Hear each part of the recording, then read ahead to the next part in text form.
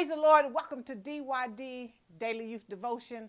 I'm Lady Pamela Price. As usual, I'm excited that you're hanging out with me and that we're getting into the Word of God. We have been on an awesome series. We have been talking about Isaac and Jacob. And we are on part 3, talking about Jacob's agreement with Laban. Jacob's agreement with Laban. Because watch, last time we left off, we learned that what? Jacob has left home. He's going back home with Isaac and his mom, Rebecca. You know what? It's time to go home.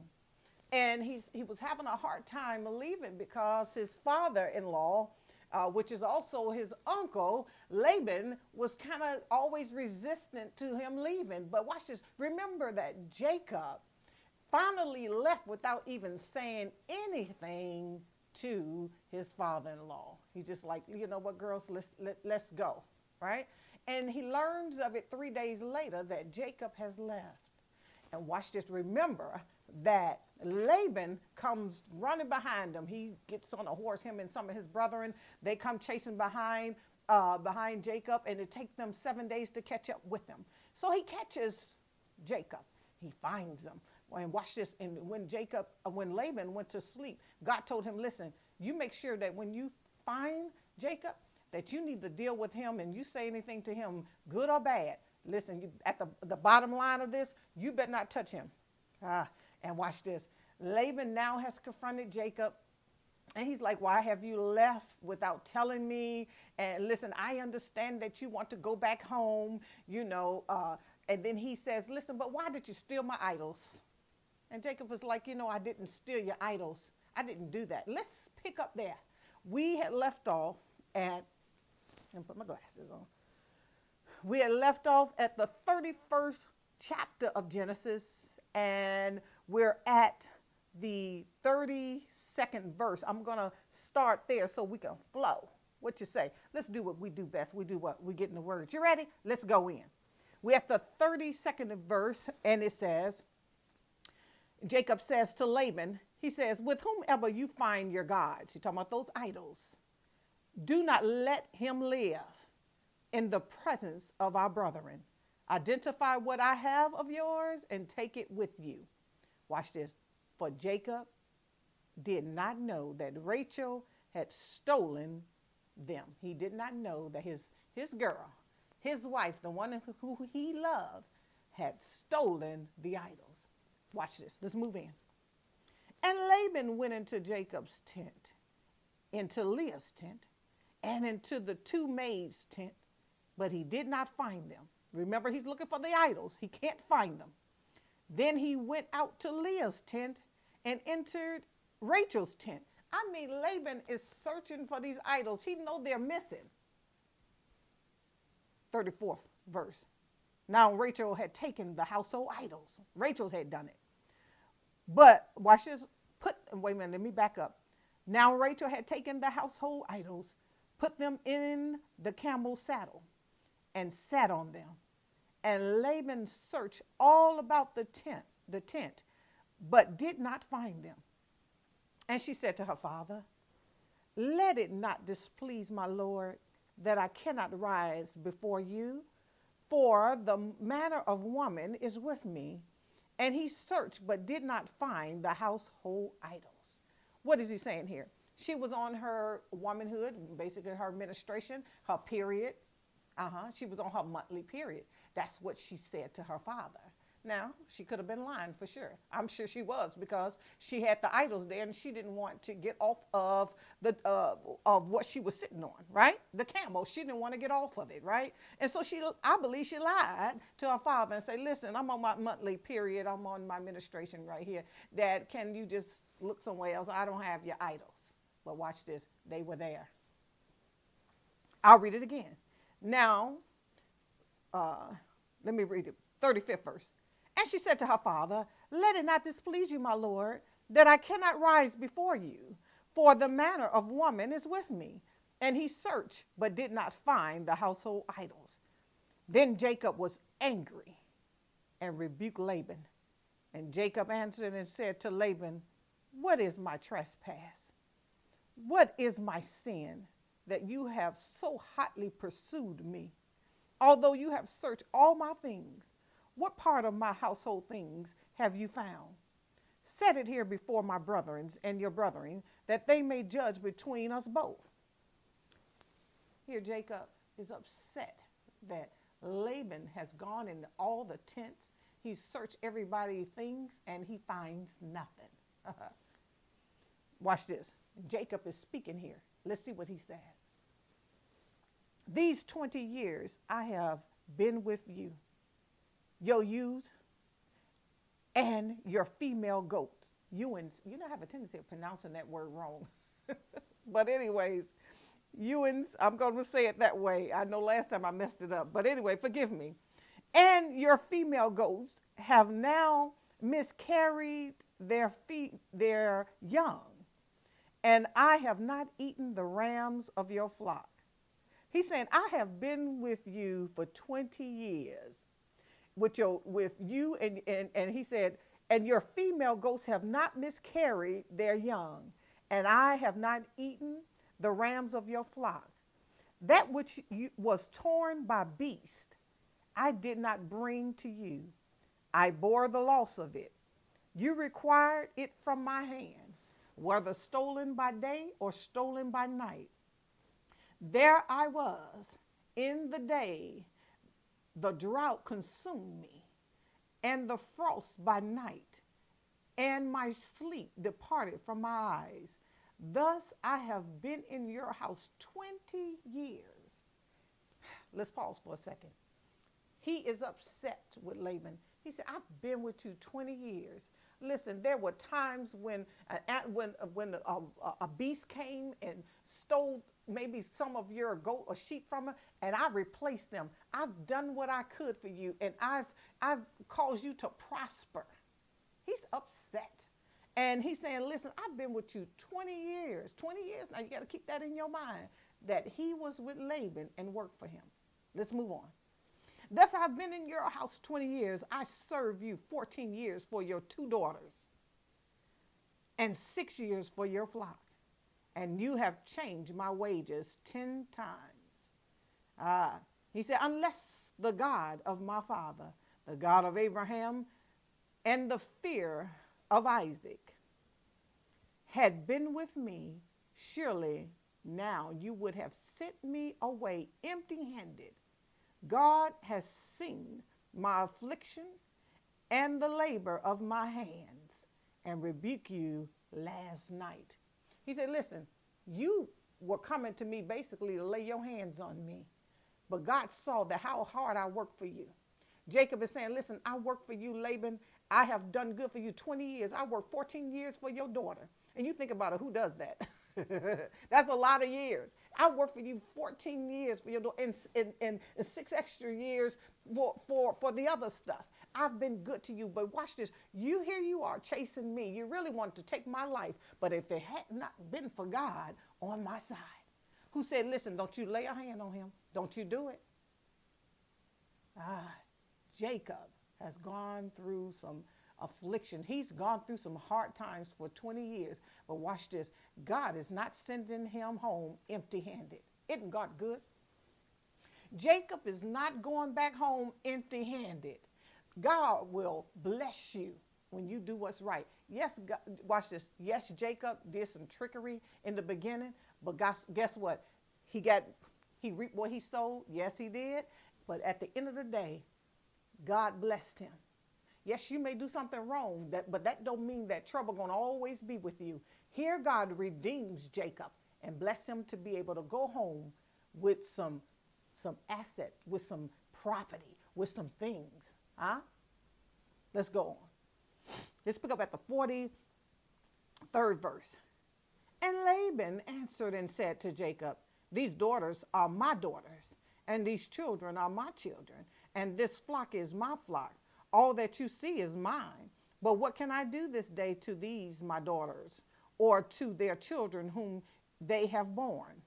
Now therefore come, let us make a covenant to you, a covenant, you and I, and let it be a witness between you and me. Watch this. It's amazing how he's saying Those children are mine. The daughters are mine. When you get married, you become one. So Laban is not really speaking truth when he says that. He gave his two daughters to Jacob. They're his. Those are his wives. Let's go in, 45th. So Jacob took a stone and set it up as a pillar. Then Jacob said to his brethren, gather stones, and they took stones and made a heap, and they ate there on the heap. Jacob called it Jagah Shahadatha, but Jacob called it Gilead. And Laban said, this heap is a witness between you and me this day. Therefore, its name was called Gilead. Also Mitzvah, because he said, may the Lord watch between you and me when we are absent one from another. Now, you may have heard your pastor or preacher when they dismiss. I know I've heard it several times. You hear the minister sometimes say this, and this is where they get this from. Huh? Yeah. It says, may the Lord watch between you and me when we are absent one from another. Now, let's go into the 50th verse. It says, if you afflict my daughters, this is what Laban is saying, or if you take other wives besides my daughters, although no man is with us, see, God is witness between you and me. Then Laban said to Jacob, here is this heap, and here is this pillar, which I have placed between you and me. This heap is a witness, and this pillar is a witness that I will not pass beyond this heap to you, and you will not pass beyond this heap and this pillar to me for harm. He's saying, listen, this pillar is going to be our witness that I'm not going to come to you to harm you, and neither will you come back and try to harm me. All right? The covenant, the agreement is established. 53rd verse says, the God of Abraham, the God of Nahor, and the God of their father judge between us. And Jacob swore by the fear of his father Isaac. Then Jacob offered a sacrifice on the mountain and called his brethren to eat. And they ate bread and stayed all night on the mountain. And early in the morning, Laban arose and kissed his sons and daughters and blessed them. Then Laban departed and returned to his place. It's over. He kissed his two daughters and all the grandkids and everyone that was there, and everyone departed and went their way. Isn't God good? I guess Jacob's like, whew, I can go now. I can be in peace. All right, let's go to our next topic here, and we're still on part 3 here, but we'll talk about Esau comes to meet Jacob. Esau comes to meet Jacob. You ready? Let's go in. Because watch this. Remember Esau and Jacob. Now, this is 20 years have passed between them seeing each other. Now Jacob is going back home. And do you think he's scared? Let's see. Let's go in. So Jacob went on his way, and the angels of God met him. When Jacob saw them, so it was more than one angel.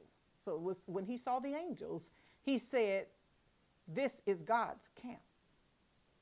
And he called the name of that place Mahanaim. Then Jacob sent messengers before him to Esau, his brother, in the land of Seir, the country of Edom. So he sends some of his people, his brethren, he sends them to go to Esau. You know, let me tell you what's going on here. Jacob want to see if Esau is upset with him still after 20 years for him taking what? His birthright and his blessing. Y'all with me? Let's go in. And he commanded them, saying, speak thus to my lord Esau. I want you to say this to my brother. Thus your servant Jacob says, I have dwelt with Laban and stayed there until now, which is 20 years, right? I have oxen, donkeys, flocks, and male and female servants. And I have sent to tell my Lord that I may find favor in your sight. He's asking. I'm telling you this, and I'm trying to see if I have found favor. If it's okay if I come home, hey, if you and I are going to be fighting or not. Let's go in, 6th verse of the 32nd chapter. It says, then the messengers returned to Jacob, saying, we came to your brother Esau, and he also is coming to meet you. And 400 men are with him. Oh my God. Oh.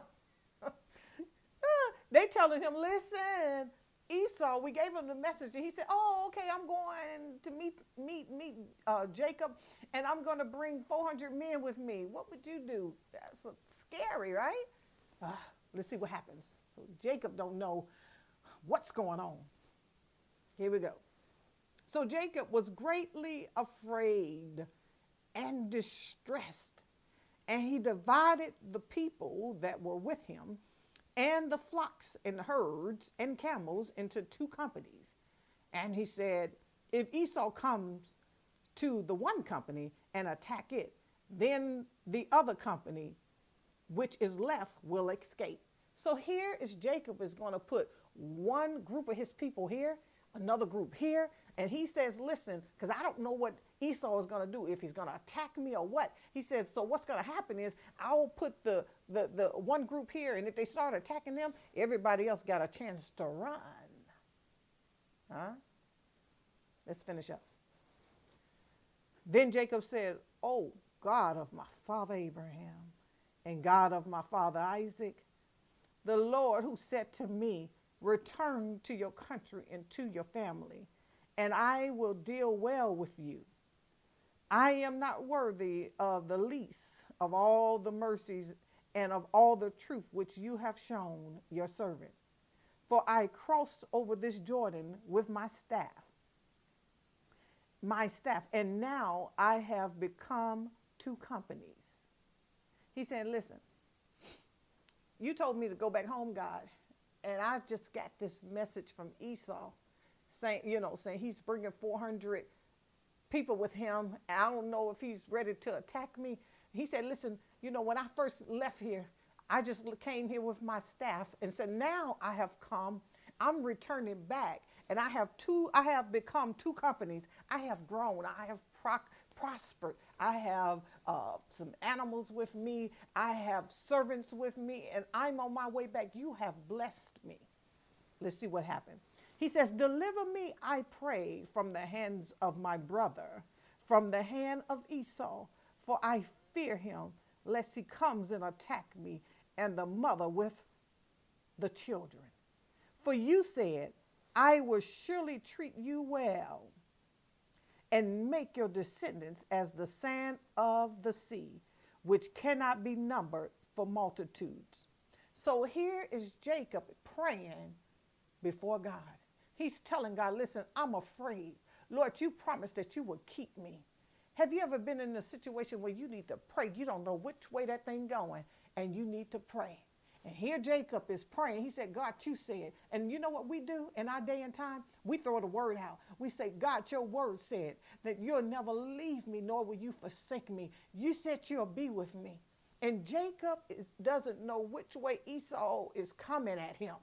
And he said, Lord, you have prospered me. You said, you're going to increase me. Multitudes shall come out of me. That I am the one in which the blessed seed is flowing through.